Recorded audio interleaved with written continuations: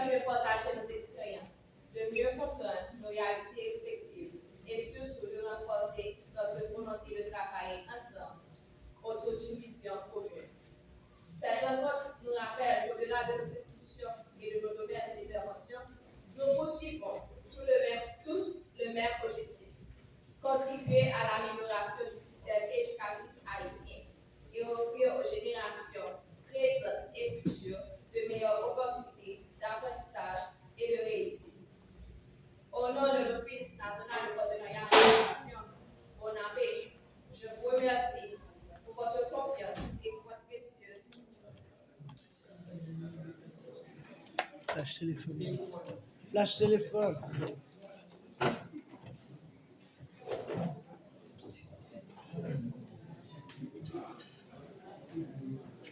Je vous remercie pour votre confiance et pour votre précieuse contribution à cette dynamique de collaboration. Les idées, les recommandations et les engagements exprimés aujourd'hui constituent une base solide pour la poursuite de nos actions communes du vendredi du partenariat. Je vous remercie chaleureusement de votre participation et vous souhaite à toutes et à tous un retour serein et fructueux. Merci de votre participation et de votre engagement au service de l'éducation haïtienne. Merci.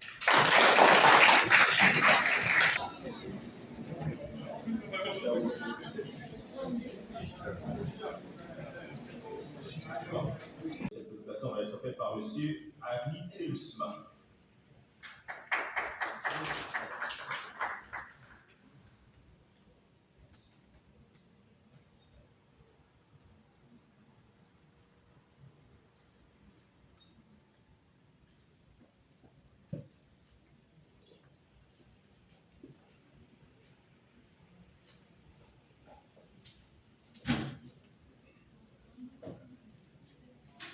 Bonsoir tout le monde. Et je prends la parole au nom du directeur national de compassion internationale. Et je dois ajouter un petit astérix. Parfois, je remarque que c'est une petite confusion que les gens sont parce que Catholic Relief Services, en effet, nous avons catholique dans le site, dans notre titre, mais nous ne limitons pas nos interventions au groupe avec les groupes catholiques.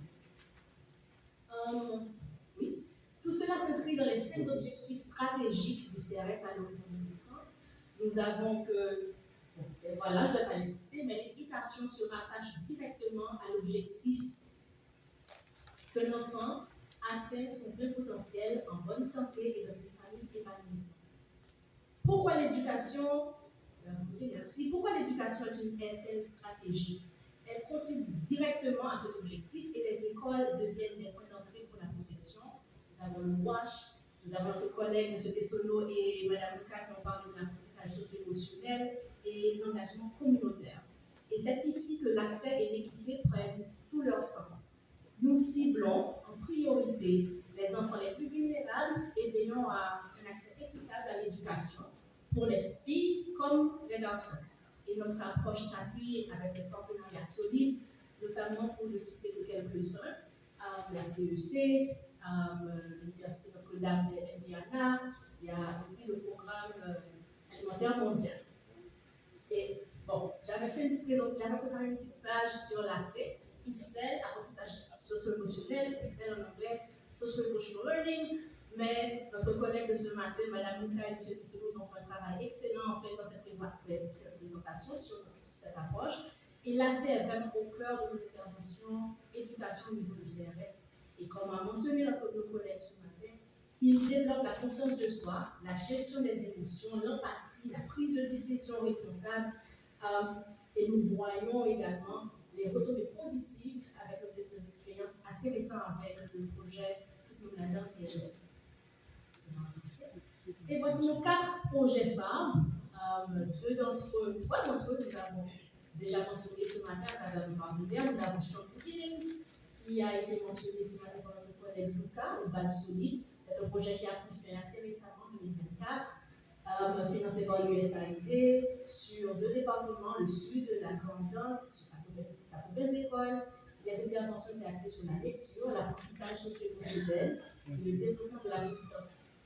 Et du côté de Col, encore, nous avons mentionné ce matin avec nos partenaires, Continuity of Learning.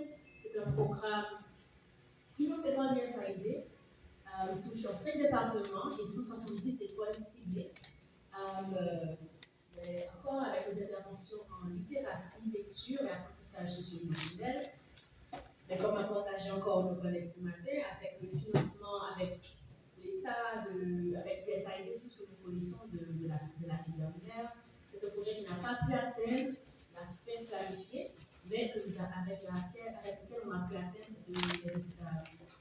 des résultats assez pertinents. Et de l'autre côté, nous avons le projet Tupunadon, en partenariat avec la CEC et l'Université de Ghana, EBND, dans le Nord, avec 82 écoles partenaires, avec le point central, l'apprentissage socio-émotionnel. Et c'est un projet qui vient tout juste de finir. Nos interventions sur le terrain ont été faites ce mois de mai, le 31 mai. Et nous sommes en train de finaliser réellement l'aspect clôture administrative et tout ça, qui nous met une clôture ce 30 juin. Et enfin, nous arrivons à Governo, que nous allons passer en revue tout de suite. Alors, je ne vais pas rester là, je vais parler de Continuity Learning. Projet Tupunadon, encore, on en a mentionné, on peut avancer. On peut avancer encore, j'ai voulu partager un résultat clé de Tupunadon, ça a été fait ce matin. Alors, pour Governo, c'est un projet de cantine scolaire financé par l'USDA, le département de l'agriculture des États-Unis, avec le lead du PAM. Et j'ai vu dans l'agenda que nous devons avoir dessus Richmond cet après-midi, qui peut-être va rentrer dans les détails de Governo. Mais juste en surface, de notre côté, avec CRS dans ce consortium, on fait des interventions complémentaires qui mêlent littératie, WASH et SILC. Et SILC, c'est notre approche du saut d'épargne, un groupe d'épargne au niveau des écoles. Et c'est une petite initiative pilote. Nous voulons voir ce que ça donne en faisant ces interventions avec les conseils d'école et voir les retombées positives. Nous sommes en train de faire l'expérience pour le moment. Le projet MGD, comme je dis, avec le PAM et d'autres partenaires, couvre plusieurs écoles, mais nous, nos interventions de littératie WASH ici, nous sommes sur 85 écoles dans le nord et le nord-est. Et nos objectifs sont d'améliorer principalement les compétences de lecture, créole et français pour les élèves de première et deuxième année dans les 85 écoles grâce à une méthodologie appropriée. Et pour le projet MGD, dans nos échanges avec le ministère de l'Éducation, nous étions statués sur la méthodologie biblique.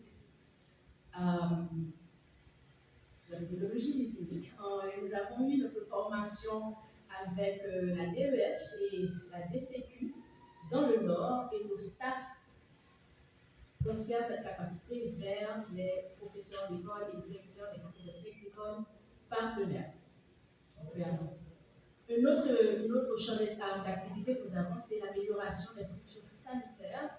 Et nous avons, c'est pas noté ici, mais c'est des interventions au niveau de un projet avec 45 écoles, mais pour l'aspect WASH, bien sûr, pour rester dans la ligne budgétaire, nous faisons des interventions sur 35 écoles avec des réhabilitations et construction de blocs sanitaires.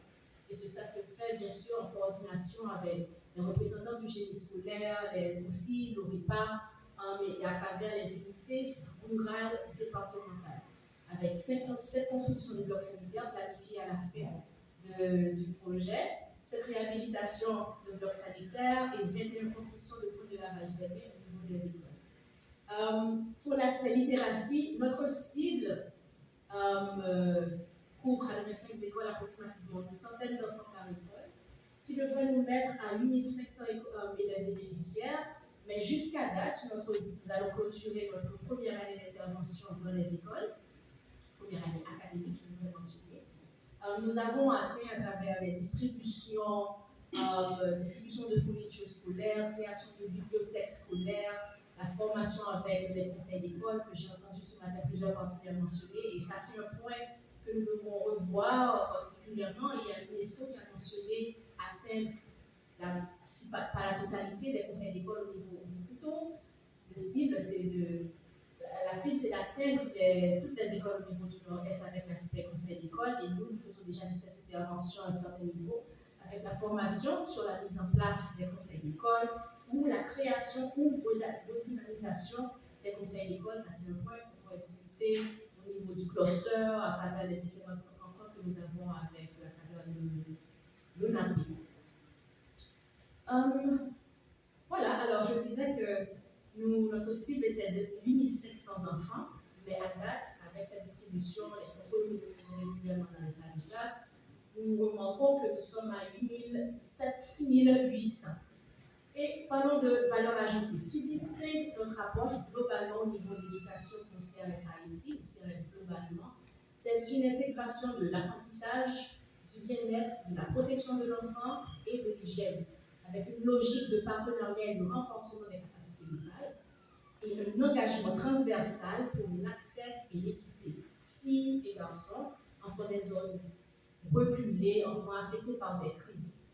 Et pour conclure, CRS Haïti agit dans une logique de résilience, de localisation et de changement systémique.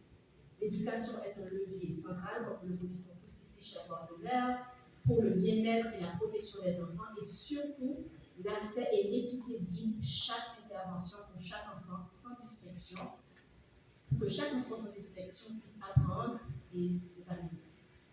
Voilà, c'est tout ce que j'ai pour vous aujourd'hui. J'espère que je n'ai pas trop dépassé le temps. Le programme que le gouvernement haïtien a mis en place s'appelle Plan de relèvement intégré de la médecine sud. Et dans le cadre de ce programme mis en place avant le 14 juillet 2021, l'UNESCO, de concert avec l'UNICEF, appuie le ministère de l'Éducation nationale à travers le projet Soutenir l'accès à une éducation de qualité dans la péninsule sud d'Haïti. Il y a une composante clé qui porte sur la réhabilitation des infrastructures éducatives et sanitaires. Et dans le cadre de ce programme, nous avons fait des constructions de blocs sanitaires scolaires, de réhabilitation des écoles existantes, de construction de centres d'éducation familiale. Je souhaite attirer votre attention sur les centres d'éducation familiale, qui sont des écoles de seconde chance mis en place par le ministère de l'Éducation nationale depuis des décennies. Et ces écoles-là permettent à des... Initialement, ces écoles ont été créées pour les jeunes femmes et les dames qui n'ont pas de diplôme. Et pour qu'ils puissent apprendre à lire et à écrire, mais aussi avoir un métier dans une période de 3 ans et gagner leur vie décemment. Ce qu'on constate depuis un certain temps, c'est qu'il y a des personnes qui sont des universitaires